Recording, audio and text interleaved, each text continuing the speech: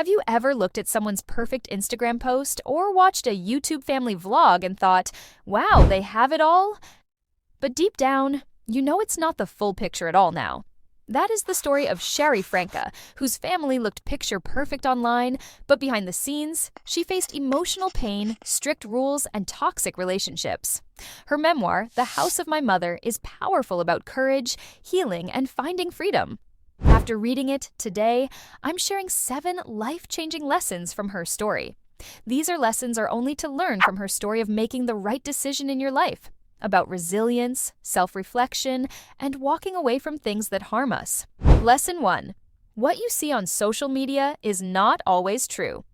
We live in a world where everyone is trying to look perfect online. Sherry's mother, Ruby Frank, who had millions of subscribers on YouTube, she does family vlog and parenting, fans who thought their life was amazing. But behind the cameras, what Sherry revealed in her book. Behind the cameras, the truth was far from perfect. Sherry described living under her mother's strict and controlling rules. These weren't just normal household rules. They were extreme and often crossed the line into emotional abuse. For example, Sherry and her siblings faced severe punishments for small mistakes, like not finishing chores perfectly. They were isolated from friends, shamed for expressing themselves, and constantly made to feel like they were never good enough. Her mother's need to present a flawless image on YouTube only made things worse. The pressure to smile, act happy, and pretend everything was fine for millions of viewers became exhausting and painful for Sherry. She was living a double life, a bright, cheerful daughter in front of the camera and a girl struggling with pain and confusion behind it. It is very sad to say this is a real story. Social media is a highlight videos. People post the best parts of their lives, not the messy or painful parts. So the next time you catch yourself comparing your life to someone else's online, take a step back. You're only seeing what they want you to see, not the full picture. Your life is real, and real is always better than perfect. Lesson 2. Abuse is not only physical. When we hear the word abuse, we often think of physical harm. Right. But Sherry's story shows us that abuse can also be emotional or mental. She stated in the book about generational trauma she experienced, which is a big abuse, Ruby's strict ideals and controlling approach, controlling her with fear, guilt, and manipulation, which made her feel small and powerless. For me, it is more abuse than physical. This type of abuse is harder to see, but it can hurt just as much even as the reader it hurts, sometimes even more, because it attacks your mind and your heart. If someone makes you feel trapped, unworthy, or constantly second-guessing yourself, that's not okay. Abuse isn't just about bruises, it's about how someone makes you feel about yourself. Recognizing it is the first step to breaking free. Lesson 3. The courage to break silence. One of the most powerful moments in Sherry's story came when she found the courage to speak out. It's easy to say, just speak up. But in reality, it's one of the hardest things to do. Breaking the silence about abuse can feel like an overwhelming weight on your shoulders. But when Sherry finally did it, it wasn't just a moment of release. It was a turning point in her life. She stood up and said, "This isn't okay." And by doing that, she not only freed herself, but also gave others the strength to do the same. Imagine how many people, struggling in silence, might find the courage to speak out because of her example. That's the power of sharing your voice. Speaking up isn't just about your own healing, it's about creating a ripple effect that reaches others who are silently hurting. If something in your life doesn't feel right, you don't have to carry that burden alone. Talk to someone you trust, whether it's a friend, a teacher, or a counselor. Your voice matters, and you deserve to be heard. Don't let fear hold you back from speaking your truth. Lesson 4. Walk away from toxic relationships. Let's be honest. Walking away from someone you love, even when they're hurting you, is one of the hardest, most heart-wrenching decisions you'll ever face.